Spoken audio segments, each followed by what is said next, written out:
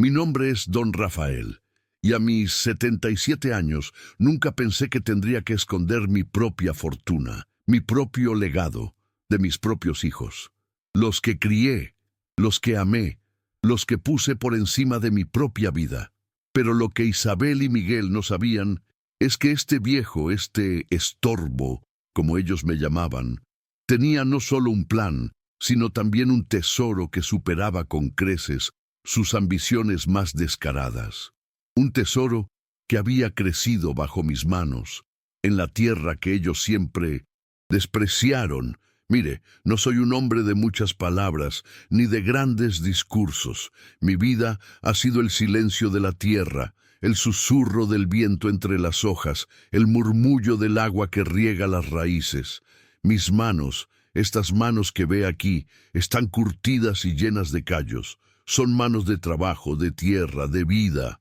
Y con ellas, durante más de medio siglo, no solo levanté fincas y jardines ajenos, sino también los cimientos de lo que creí que sería mi propia familia, mi propio refugio en la vejez. Usted ve a un anciano canoso, quizás un poco encorvado por los años y el peso de una vida de esfuerzo, y eso es lo que ellos veían. Un hombre simple, sin estudios universitarios, que olía a tierra y a abono. ¿Qué podría saber un jardinero sobre el mundo de los negocios, de las grandes sumas de dinero? Para ellos, yo era, y siempre sería, solo el jardinero. Una figura del pasado, un vestigio de una época que ya no importaba. Su concepción de la riqueza se medía en títulos, en coches de lujo, en viajes exóticos, en las fachadas brillantes de sus oficinas, no en la paciencia de una semilla que germina, ni en el valor intrínseco de algo raro y puro, nacido de la tierra misma. Y esa ironía me carcome el alma a veces. Me río para mis adentros, un risa amarga y silenciosa mientras los escucho hablar de sus inversiones, de sus planes para maximizar activos. Y pienso, si tan solo supieran, si tan solo pudieran ver más allá de sus narices, de sus prejuicios sobre el viejo que les dio todo. Pero no, su ceguera era tan profunda como su ambición. Siempre se trataba de ellos, de sus carreras, de sus comodidades, de su futuro. Jamás se detuvieron a pensar en el precio que yo pagaba por todo eso. Creí que ese era el deber de un padre, ¿sabe? Sembrar para que sus hijos cosechen. Pero parece que me equivoqué de semilla. O quizás las semillas que planté en el corazón de mis hijos eran de una especie diferente, una especie que solo sabe tomar sin dar nada a cambio. Recuerdo a mi Mercedes, mi querida esposa, que partió hace ya 15 años. Ella siempre me decía, Rafael, eres demasiado bueno, te van a pisar. Y yo, con mi fe inquebrantable en esa cosa llamada amor de familia, le respondía, son mis hijos, Mercedes, son mi sangre, ellos nunca me harían daño. Ingenuo de mí, ahora mirando hacia atrás, veo su sabiduría en cada una de sus palabras. Ella los conocía mejor, o quizás los veía venir. Pero no estoy aquí para lamentarme, joven. No, estoy aquí para contarle cómo este viejo, al que quisieron descartar como un mueble viejo e inservible, resultó ser el poseedor de un secreto que desbarataría su mundo, un secreto que ellos, con toda su inteligencia y su éxito, jamás pudieron ni siquiera imaginar. Un secreto que me devolvería la dignidad, mi paz, y algo mucho más valioso que todo el dinero del mundo, la certeza de que mi vida, mis sacrificios, no fueron en vano, no del todo. Este viejo tenía un plan, y era hora de que lo conocieran. Usted me pregunta por los sacrificios, ¿verdad? Por esas pequeñas cosas que uno hace y que luego, con el tiempo, se convierten en montañas invisibles que solo pesan sobre uno. Mire, no es de quejarse, pero uno se desgasta. El cuerpo, el alma, y todo por ellos. Recuerdo a Isabel, recuerdo sus ojos grandes y brillantes cuando era niña. Soñaba con ser arquitecta, dibujaba casas en servilletas, en cualquier papel que encontraba. Yo la veía con ese brillo en los ojos y pensaba, ella va a llegar lejos. Era la mayor la que abría camino, y yo quería darle todas las herramientas, aunque eso significara vaciar mis propios bolsillos. Un año, la universidad le pedía unos libros de texto que eran carísimos. Para su carrera de arquitectura, eran tomos gruesos, llenos de planos, de teoría. Isabel vino a mí con la lista, la cara un poco triste, pensando que no podríamos comprarlos. ¿Cómo olvidarlo? Yo tenía un reloj. Era un reloj de bolsillo, de plata. Me lo había regalado mi padre en mi 20 cumpleaños. Era mi única joya, si se le puede llamar así a algo tan sencillo. Lo usaba en ocasiones especiales o cuando quería sentirlo en mi mano, un pedacito de mi viejo conmigo. Pero en ese momento no lo dudé ni un segundo. Fui a la casa de empeños de don Pedro en el centro. Recuerdo el frío metal en mi palma cuando lo entregué. El peso que se fue de mi mano, pero un peso mucho más grande que sentí aliviado en mi corazón cuando vi la sonrisa de Isabel. Esos libros, con el dinero del reloj, eran suyos, y ella ni siquiera preguntó de dónde había salido el dinero. Solo me abrazó fuerte, y en ese abrazo sentí que lo había hecho bien, que ella llegaría lejos, y para Miguel, mi muchacho. Él era más de números, de ingenios, quería ser ingeniero, especializarse en algo que él llamaba sistemas, algo que a mí me sonaba a magia negra en aquel entonces. Era muy estudioso, sí, pero también muy particular con sus cosas. Necesitaba la mejor computadora, los programas más avanzados. Y su universidad, una de las más prestigiosas del país, no era nada barata. Los materiales, las licencias, todo sumaba una cantidad que a mí, con mi sueldo de jardinero, me parecía una fortuna. Una vez, Miguel necesitaba un equipo especial para un proyecto final. Era caro, muy caro. Yo tenía un pequeño terreno, no muy grande, al lado de la casa. Era mi orgullo, mi pequeño huerto, donde cultivaba algunas verduras para nosotros y flores para vender en el mercado local y sacar un extra. Ese terreno era casi sagrado para mí. La extensión de mis manos, la tierra que me recordaba a mi padre, a sus enseñanzas. Pero Miguel lo necesitaba, y yo, sin pensarlo dos veces, lo puse a la venta. Me dolió en el alma, sí. Cada pedazo de esa tierra era un recuerdo. Pero la cara de Miguel, su entusiasmo desbordante cuando le entregué el dinero, diciendo que era para su futuro, me hizo sentir que había hecho lo correcto. Él nunca supo qué vendí.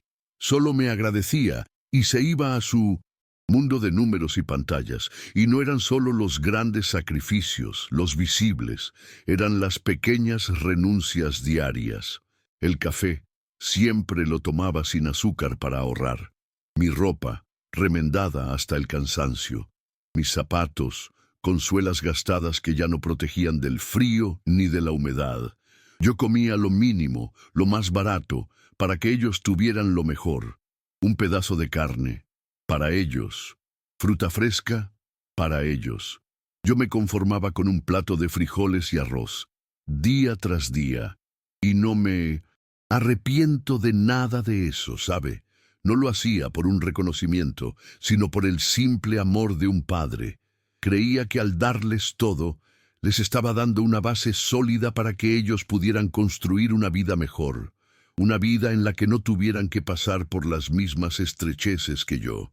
Recuerdo cómo, para pagar la matrícula de Isabel en su último año, vendí, pieza por pieza, una colección de herramientas de jardinería antiguas que había heredado de mi abuelo. Eran herramientas de hierro forjado, bellamente elaboradas, con mangos de madera pulida por el uso de generaciones. Cada una tenía una historia, un peso, una conexión con mi pasado. Eran más que simples instrumentos, eran reliquias de mi oficio, de mi linaje. Pero Isabel necesitaba ese último empujón para graduarse, y yo, con el corazón apretado, las fui vendiendo a coleccionistas, a otros jardineros que sabían apreciar su valor. Isabel se graduó con honores, y yo sentí un orgullo que no cabía en mi pecho. Pero las manos me picaban por la ausencia de esas herramientas, como si les faltara una parte de sí mismas. Miguel, por su parte, tenía una fascinación juvenil por una bicicleta de carreras, de esas que parecen hechas de aire, livianas y veloces. Él la vio en la vitrina de una tienda y sus ojos se quedaron pegados a ella.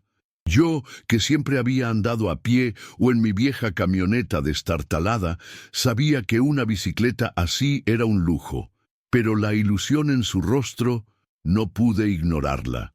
Dejé de almorzar en mi jornada laboral. Un mes entero, un solo plátano y un poco de agua. El dinero que ahorré, junto con unas horas extra que hice cuidando el jardín de una mansión lejos de la ciudad, fue suficiente para comprarle la bicicleta. Recuerdo su cara cuando se la di, envuelta en un lazo gigante. Esa sonrisa, esa explosión de alegría, por un tiempo compensó el vacío en mi estómago y la fatiga en mis huesos. Él salió a pasear con ella, y yo lo veía desde la puerta, con una felicidad que solo un padre puede entender. Y así fue mi vida, un constante vaciarse por ellos. No había vacaciones, no había lujos, no había caprichos para mí. Siempre el dinero se iba en su educación, en su ropa, en sus necesidades. Cuando ellos querían ir a alguna excursión o a un concierto, yo siempre encontraba la forma de que tuvieran el dinero. A veces eso significaba trabajar noches extras o buscar trabajos temporales en fin de semana, limpiando patios o cortando leña. No importaba si mis espaldas dolían o si el sueño me vencía. Lo importante era que ellos tuvieran la oportunidad de vivir, de crecer, de experimentar lo que a mí me había sido negado. Mi esposa, Mercedes, que en paz descanse, era mi único consuelo, mi única compañera en esa labor silenciosa. Ella también sacrificaba lo suyo, sus pequeños gustos, para que los niños tuvieran más. Cocinaba con ingenio para estirar el dinero, cosía la ropa para que durara más. Éramos un equipo, ¿sabe? Un equipo dedicado a forjar el futuro de esos dos. Muchachos, compartíamos la ilusión, la esperanza de que un día, cuando ellos fueran exitosos, recordarían de dónde venían y nos cuidarían con el mismo amor y dedicación que nosotros les habíamos dado. Ingenuos fuimos, muy ingenuos. Pero la fe de los padres, esa es una cosa terca que se aferra a la esperanza hasta el último aliento.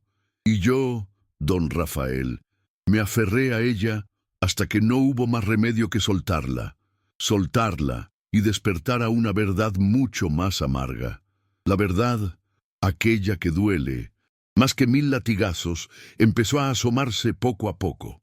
No fue un golpe repentino, sino un goteo lento, constante, que fue erosionando mi corazón, mi espíritu. Los abandonos, las humillaciones, no llegaron de la noche a la mañana. Fue un proceso gradual, como el marchitar de una planta que deja de recibir agua. Primero, la lentitud en las llamadas, luego, las excusas, después, el silencio. Recuerdo, con una claridad hiriente, mi cumpleaños número 75. Me había levantado temprano, como de costumbre, para regar mis orquídeas, las que tenía en la casa. Había preparado mi café solo y esperaba esa llamada temprana, ese mensaje, esa visita sorpresa. Pero el teléfono no sonó. Pasó la mañana, el mediodía. Me aferraba a la idea de que quizás estaban ocupados con el trabajo, que me llamarían por la tarde. Preparé mi comida favorita, una sopa de pollo con cilantro, esperando que vinieran a compartirla. La tarde se hizo noche, la sopa se enfrió y el teléfono, mudo. No hubo llamada, no hubo mensaje, absolutamente nada. Al día siguiente Isabel me envió un mensaje de texto. «Feliz cumple, papá. Lo siento, estuve a tope. Te quiero, te quiero». Esas palabras vacías, electrónicas, en una pantalla fría, dolieron más que el silencio. Miguel, ni siquiera eso, solo un like a una foto que puse en un grupo familiar, una foto de mi jardín. ¿Un like? ¿Eso era todo lo que valía mi vida, mi cumpleaños, para él? El abandono se hizo más evidente en las reuniones familiares, esas que mis hijos organizaban para sus amigos importantes, para sus socios de negocios. Al principio me incluían, luego me ponían en una mesa aparte, con los niños pequeños, como si yo fuera un pariente incómodo, al que hay que tolerar, pero no escuchar. Recuerdo una Navidad. La casa de Isabel estaba llena de gente, luces, risas. Yo estaba sentado en un rincón, con un plato de comida en las rodillas. Isabel se acercó, pero no para hablar conmigo. Su amiga, una mujer elegante y ruidosa, le preguntó: «¿Quién es ese señor, Isabel?». Y ella, con una sonrisa forzada, me miró de reojo y dijo: «Oh, es mi papá. Ya sabes, el jardinero está un poco senil. Le gusta quedarse por ahí». Senil, mi propia hija. Las palabras me golpearon como piedras. Me levanté en silencio y me fui a mi casa. Nadie pareció notarlo, ni siquiera Isabel. Los regalos se convirtieron en un ejercicio de crueldad sutil. Una vez, para el cumpleaños de Miguel, pasé semanas trabajando en un pequeño taller que tengo, tallando un ajedrez de madera pieza por pieza, cada alfil, cada caballo, cada rey, con un detalle que ponía mi corazón en ello. Lo envolví con esmero y se lo entregué. Miguel lo abrió con una expresión de decepción. Me miró, luego al ajedrez y dijo: «Ah, gracias, papá. Muy rústico». Y lo dejó en la mesa, sin más. Un par de semanas después, lo vi en una caja de cosas para donar en su garaje. Mi trabajo, mi amor, mi tiempo, en la basura. Y las visitas. Ah, las visitas se envolvieron una tortura. Siempre había una excusa. «Papá, no podemos ir este fin de semana. El tráfico es terrible». O «tenemos un compromiso ineludible». O la clásica: «estamos agotados. La semana ha sido muy dura». Y yo, que los veía publicar en redes sociales sus viajes a la playa, sus cenas en restaurantes caros, sentía un nudo en la garganta. ¿Agotados para verme a mí, pero no para su vida de lujo? Un día, Isabel vino a mi casa. No por mí, sino porque necesitaba un favor. Algo relacionado con el jardín de su nueva propiedad. Mientras yo le explicaba sobre las plantas que debería poner con la pasión de siempre, ella me interrumpió, como si mi voz fuera un ruido irrelevante. «Papá, a propósito, ¿has pensado qué vas a hacer con la casa?». Yo la miré extrañado. «¿Qué voy a hacer? Es mi casa, Isabel, mi hogar». Ella suspiró, con una paciencia forzada. «Sí, pero eres mayor. Necesitarás cuidados. Hemos estado pensando, Miguel y yo, que lo mejor sería que vendieras esta casita. Es un gasto, un problema para ti. Y con el dinero podríamos buscar un buen lugar para ti, un asilo, con enfermeras, actividades. Estarías bien cuidado. Un asilo». La palabra me golpeó como un rayo. Esa pequeña casa, nuestra casa, la que Mercedes y yo levantamos con nuestras propias manos, ladrillo a ladrillo, sacrificio a sacrificio, el único patrimonio visible que me quedaba. Querían vendérsela para internarme en un asilo y quedarse con el dinero. No era un lugar para estar bien cuidado, era una prisión para viejos estorbos.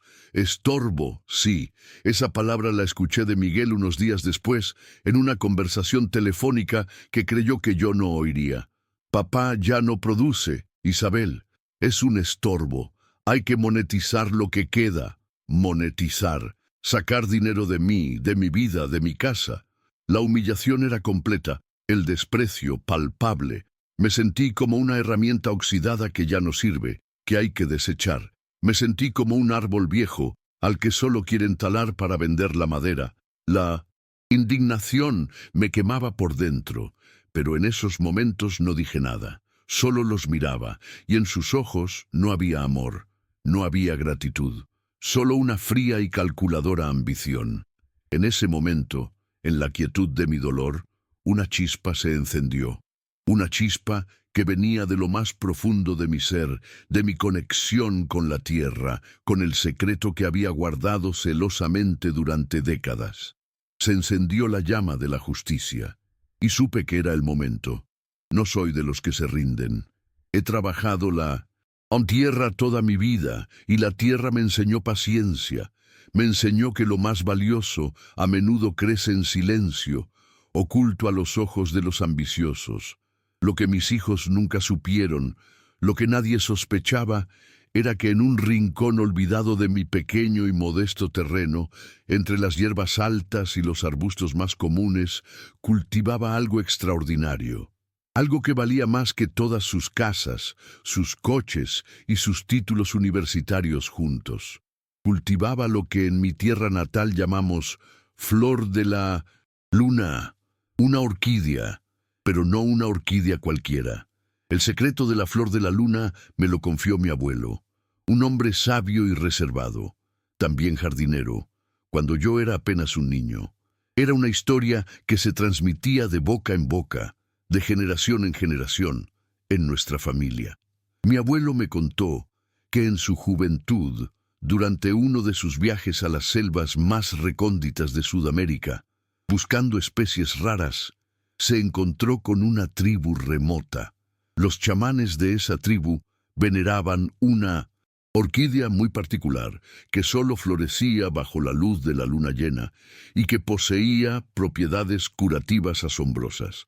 Contaban que era capaz de regenerar tejidos, curar enfermedades que los médicos consideraban incurables y que incluso prolongaba la vida si se preparaba correctamente. Mi abuelo, con su ojo experto y su respeto por la naturaleza, logró que le dieran unas cuantas semillas y le enseñaran los secretos de su cultivo. No era solo plantar, era entender su espíritu, la tierra que la alimentaba, el agua que la nutría, la luz que la hacía florecer. Era un pacto con ella. Él la trajo consigo, con gran dificultad, y la cultivó en secreto en el jardín de nuestra casa, un jardín que ahora era el mío. La llamó Flor de la Luna, porque su belleza era etérea, casi fantasmal, cuando se abría en la noche, con sus pétalos de un blanco plateado, casi iridiscente, que parecían capturar el brillo de la luna. Y el aroma, un perfume delicado pero penetrante, que solo se percibía en la oscuridad. Él me enseñó a cuidarla, me enseñó sus ciclos, sus necesidades, me advirtió de su inmenso valor, no solo económico, sino espiritual y medicinal, y me hizo prometer que la mantendría en secreto. ¿Por qué la mantuve oculta durante tanto tiempo? Hay varias razones, joven. La primera, la que mi abuelo me inculcó, era el miedo a la codicia humana. Sabía que un tesoro así, si caía en las manos equivocadas, podría traer más desgracia que prosperidad. La gente es capaz de todo por dinero, y yo quería protegerla, proteger su pureza, su esencia. La segunda razón, la más íntima, era por mis hijos. Yo quería que Isabel y Miguel aprendieran el valor del trabajo duro, de la perseverancia, del esfuerzo propio. Quería que construyeran sus propios caminos, que sintieran la satisfacción de ganarse el pan con el sudor de su frente, como yo lo había hecho. No quería que la fortuna les cayera del cielo, sin merecerla, sin entender el sacrificio que implica crear algo valioso. Temía que si supieran de la orquídea, se volverían aún más ambiciosos, más dependientes de lo material, y menos de su propio ingenio y carácter. Quería que fueran personas íntegras, no parásitos de una herencia que no les había costado un solo esfuerzo. Y la tercera razón, quizás la más dolorosa de confesar, era para mí mismo. Esa orquídea era mi refugio, mi santuario. Mientras mis hijos crecían y se alejaban, mientras me veían como un hombre simple y sin importancia, la flor de la luna era mi secreto. Era mi poder oculto. En un mundo donde me sentía cada vez más invisible, ella me recordaba mi valor. Me recordaba que yo era más que el jardinero, más que el viejo. Yo era el guardián de un saber ancestral, el custodio de una maravilla que pocos en el mundo conocían. Cada vez que la veía florecer en la oscuridad, sentía una conexión profunda con la vida, con la sabiduría de la tierra. Era mi dignidad silenciosa, mi propia reserva de valor en un mundo que me desvalorizaba.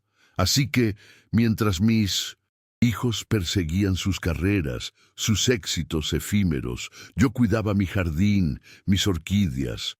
Ellos se reían de mis manos sucias, de mi ropa humilde.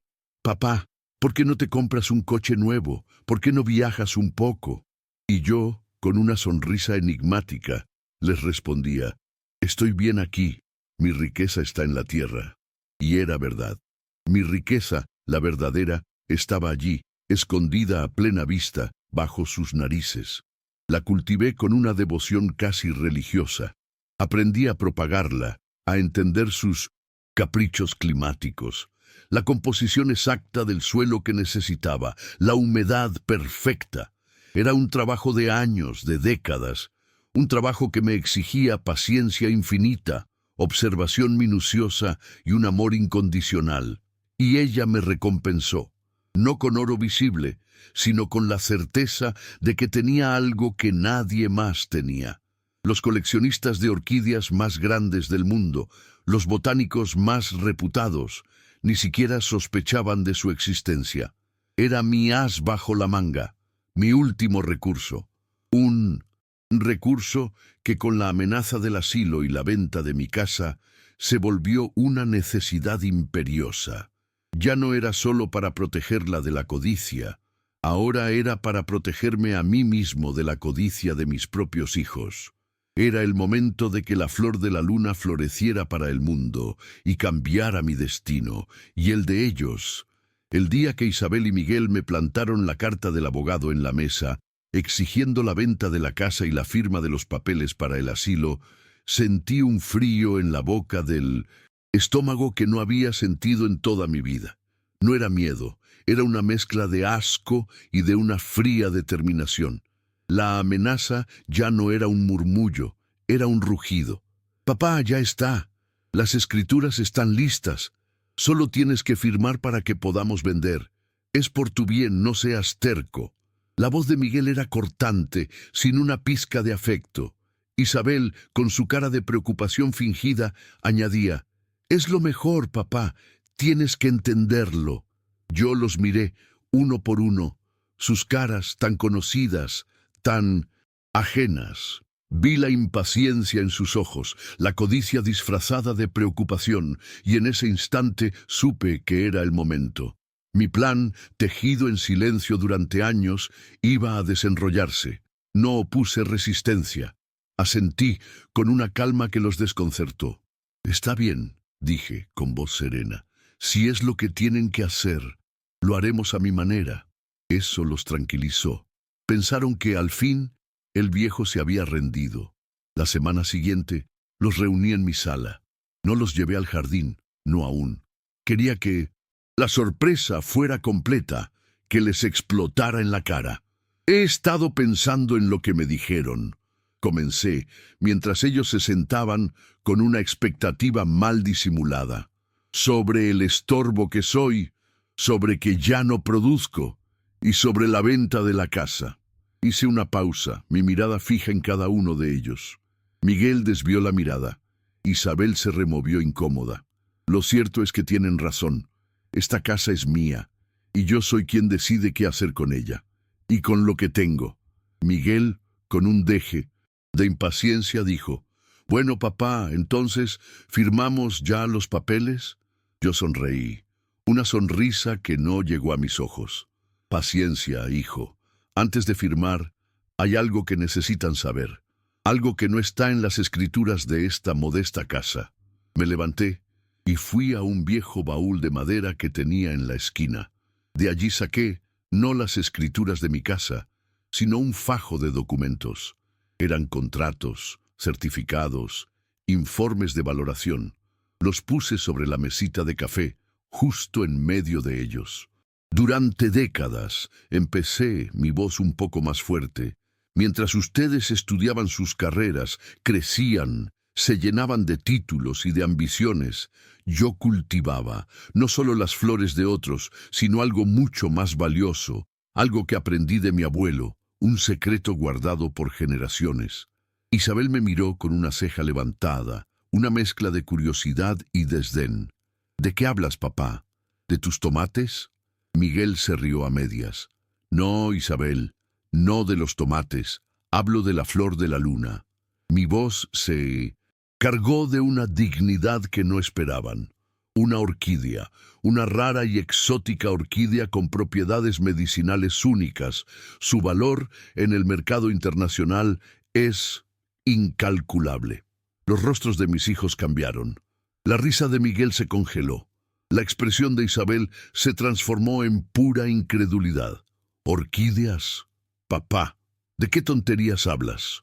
Tonterías no, hijos. Negocios. Muy buenos negocios. Deslicé el primer documento hacia ellos. Era un contrato de venta, con cifras astronómicas.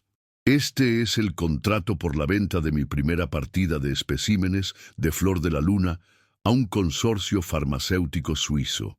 Este otro, a unos investigadores japoneses. Y este es el recibo de la última venta, la más grande, a una empresa de biotecnología de Estados Unidos. Los ojos de Isabel y Miguel se abrieron desmesuradamente mientras veían los números.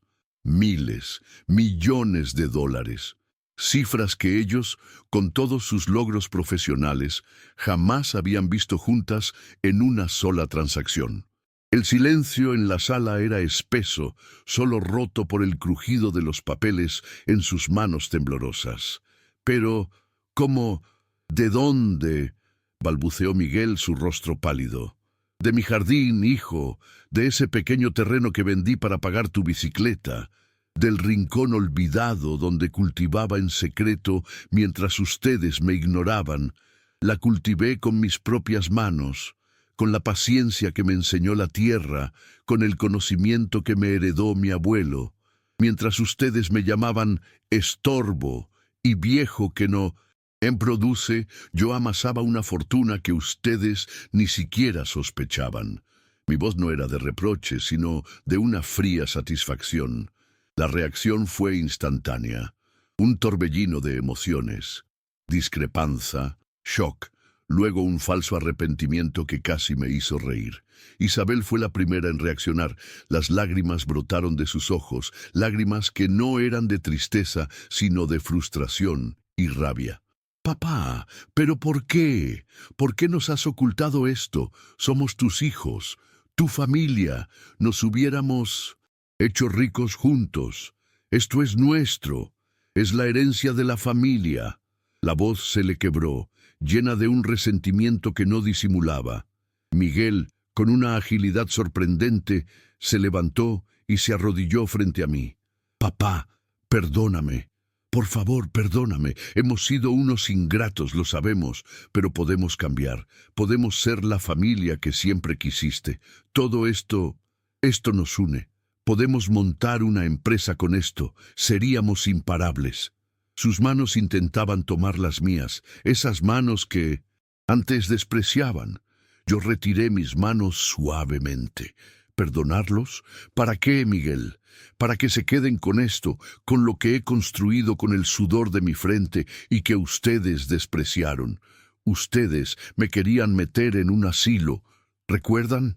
Querían deshacerse de mí, vendiendo mi única posesión visible, creyendo que era todo lo que tenía. Me llamaron estorbo, viejo, inútil. ¿Creen que el dinero puede borrar esas palabras, ese desprecio, esa humillación? Las lágrimas de Isabel eran más abundantes ahora. Pero papá, no era nuestra intención. Estábamos preocupados por ti. Queríamos lo mejor para tu futuro. La voz le temblaba, patética. ¿Mi futuro? ¿Mi futuro en un asilo, sin mi casa, sin mi jardín? ¿Pensaron que yo no me daría cuenta de su codicia? Ustedes no veían en mí a un padre, sino a una carga. No veían en mi casa un hogar, sino una oportunidad de negocio. Y ahora, que ven los números, que ven la fortuna, ¿quieren ser la familia amorosa? No me hagan reír. Hijos, saqué un último documento del fajo. Era mi testamento. Este documento, dije, con voz firme, lo redacté hace años, cuando mi esposa Mercedes aún vivía, pensando en la herencia que les dejaría. Pero lo he actualizado varias veces a medida que su amor por mí decrecía. Mis ojos se posaron en ellos, sin piedad. Ustedes no recibirán ni un solo centavo de esta fortuna, ni uno solo. Todo lo que he acumulado de la flor de la luna, cada dólar, cada peso, ya tiene un destino que no incluye a la gente que me llamó estorbo. Los gritos de incredulidad, las protestas, las súplicas llenaron mi pequeña sala. «No puedes hacernos esto, papá. No es justo. Papá, somos tu sangre». Yo me incliné hacia ellos, mi voz reducida a un susurro que, sin embargo, los silenció. ¿Sangre? La sangre se honra, se cuida, se respeta.